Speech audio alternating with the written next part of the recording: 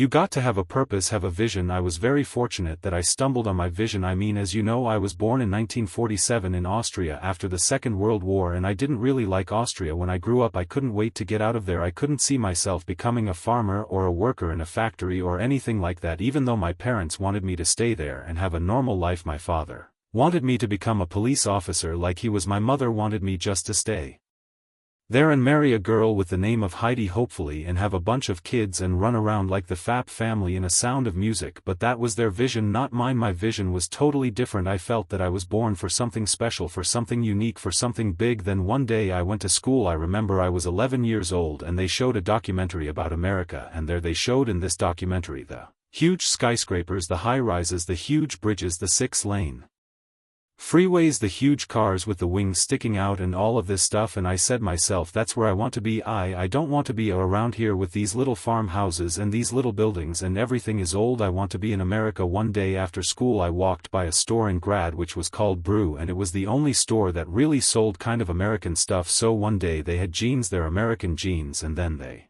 had the Bull Walker, and then had an expander and some barrel and some dumbbells and an exercise bench and a window. So I went inside and I looked around and I looked at this stuff, and then I saw a magazine. I saw a bodybuilding magazine that had Reg Park on the cover. Reg Park was then a 3-time Mr. Universe, and I saw him on a big screen as Hercules, and on a cover it said how Reg Park, Mr. Universe, became the Hercule star. That's what the cover story was all about. So I looked at the cover and I said myself, I got to get this magazine. So I bought the magazine. I took it home and I read it over and over from the front page to the back. It had everything in there: how he trained, how he was working out in Leeds, England in a factory town, how he worked out every day for 3-4 hours and became the strongest man of Europe, and how he won Mr. Europe, Mr. the Great Britain, and then eventually Mr. Universe, and how he won the second Mr. Universe and the third Mr. Universe, and how he was discovered to play the starring role in Hercules. I read that and I said to myself, wow, this is the blueprint for my life. This is exactly what I want to do. I want to become a bodybuilding champion just like Reg Park. I want to get into movies just like our Park, and I want to make millions of dollars and be rich and famous just like Reg Park. 74% hate their job in America. Now there is not much different when you come to Europe. The majority of people don't like what they're doing because they're really not doing it because they didn't have a goal and they followed this goal.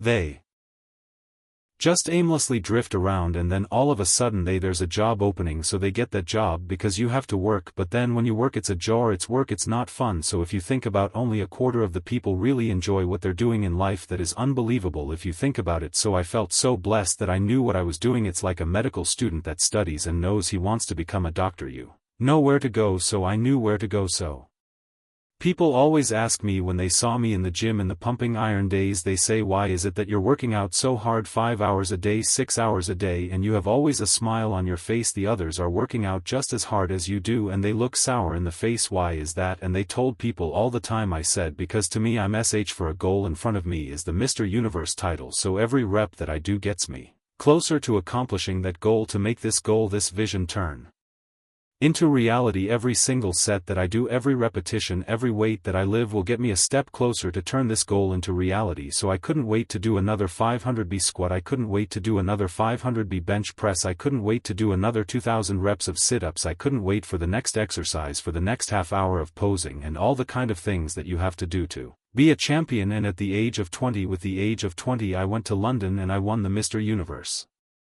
contest as the youngest Mr. Universe ever, and it was because I had a goal. Visualizing your goal and going after it makes it fun. You got to have a purpose. No matter what you do in life, you got to have a purpose. They told me this. And your accent, even if you reduce all your body weight and everything and have a normal body, your accent, I said your accent, I mean it will go give people a goosebumps. With the German accent it will get people to creeps. They will get scared. He says no one in Hollywood ever has become a leading man that had an accent. Doesn't happen. People in America want to hear their actors talk like John Wayne or like Burt Reynolds or like Clint Eastwood. Don't listen to the naysayers. Everything I ever did, the thing that I heard out of people's mouth was, that's impossible, that can't be done, or no. I remember when I want to be a bodybuilding champion, including my parents and everyone else around me said, this is impossible. Why don't you become a ski champion? That's what they do. In Austria or bicycle champion that do some track and field you can be a bodybuilding champion. That is exactly what I heard, and of course I pro to the people that it can't be done. So whenever someone said to me it can't be done, I heard it can be done. When they said no, I heard yes, and when they said it's impossible, I heard it is possible. When you start doubting yourself, that's very dangerous, because now what you're basically saying is that if my plan doesn't work, I have a fallback plan, I have a plan B. And that means that you start thinking about plan B, and every thought that you put into plan B you're taking away now that thought and that energy from plan A. And it's very important to understand that we function better if there is no safety net, because plan B becomes a safety net. It says that if I fail then I fall and I get picked up and I have something else there that will protect me, and that's not good because people perform better. When there's no safety net, people perform better.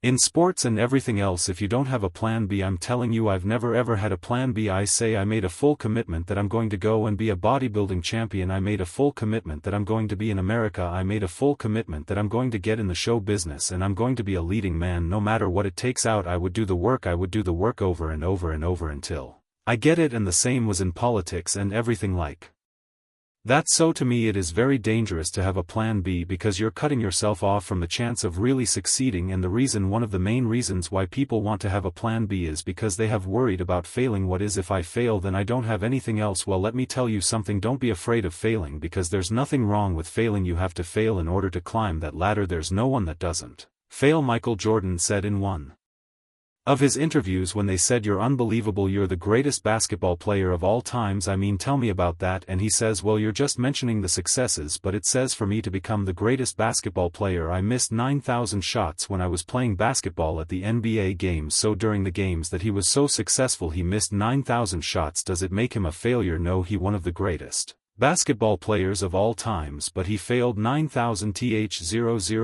times. Do you get it? We all fail, it's okay. What is not the case that when you fail you stay down. Whoever stays down is a loser, and winners will fail and get up, fail and get up, fail and get up. You always get up. That is a winner. That is a winner. I failed in bodybuilding. I lost bodybuilding competitions. I lost powerlifting competitions. I lost weightlifting competitions. I had movies that went in the toilet and that were terrible and got the worst reviews. And in politics I remember I had many of the initiatives on the ballot and we lost. My approval rating in California went down to 28% and then it went back up again and won again the governorship. Hey, we all lose, we all have lost us. This is okay, and this is why I say don't be worried about losing, because when you're afraid of losing then you get frozen, you get stiff, you're not relaxed. You got to be in order to perform well in anything, if it's in boxing or if it is on your job or with your thinking, is only happening when you relax. So relax. It's okay to fail. Let's just go all out and give it everything that you got. That's what it is all about. So don't be afraid to fail. I believe that I can be a leading man. I believe that I could be another Clint Eastwood or another Burt Reynolds or another Warren Beatty or whatever those characters were, Charles Bronson and so on. I believe that there could be those people. I said there's enough room on that ladder that I can fit up there, and I look back again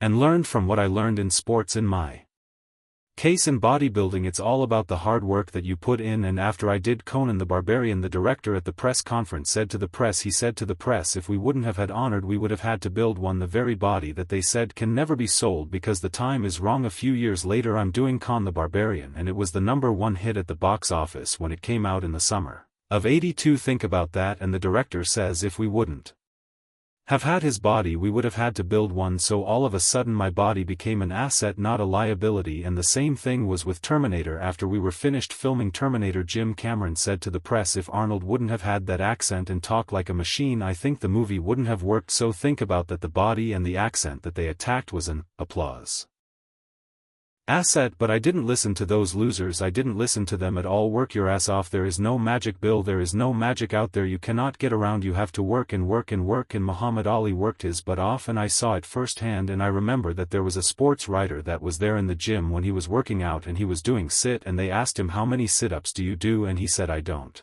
start counting until it hurts. That is working hard. And so you can't get around the hard work. It doesn't matter who it is. As a matter of fact, I believe what Ted Turner said, work like hell and advertise. Work like hell, go to bed and early to rise. Work like hell and advertise. So you work your ass off and then you let the world know about your work. That's what it is all about. Let people know. If you have a company, if you have a movie, if you do a sports, work your ass off, but then advertise and let everyone know. Imagine if you would work on a business, On some business that you want to develop every day for an hour, imagine how further along you will go and get. So it drives me nuts because when people say we don't have the time, we have 24 hours a day, we sleep 6 hours a day, so it gives you still 18 hours. The average person works around 8 to 10 hours, so let's assume it's 10 hours. So if you have 8 hours left, then you travel around an hour a day, maybe 2 hours a day. So now you have still 6 hours left. So what do? It is 6 hours, but you can see how much time there is available if you organize your day. So you got to work hard. I mean, let me tell you something. When I went to America, I went to college, I went and worked out 5 hours a day, and I was working on construction because in those days in bodybuilding there was no money. I didn't have the money for food supplements or anything, so I had to go to work. So I worked on construction, I went to college, I worked out in the gym, and at night from 8 o'clock at night to 12 midnight. I went to acting class 4 times a week. Say I did all of that, there was not one single minute that I wasted, and this is why I'm standing here today.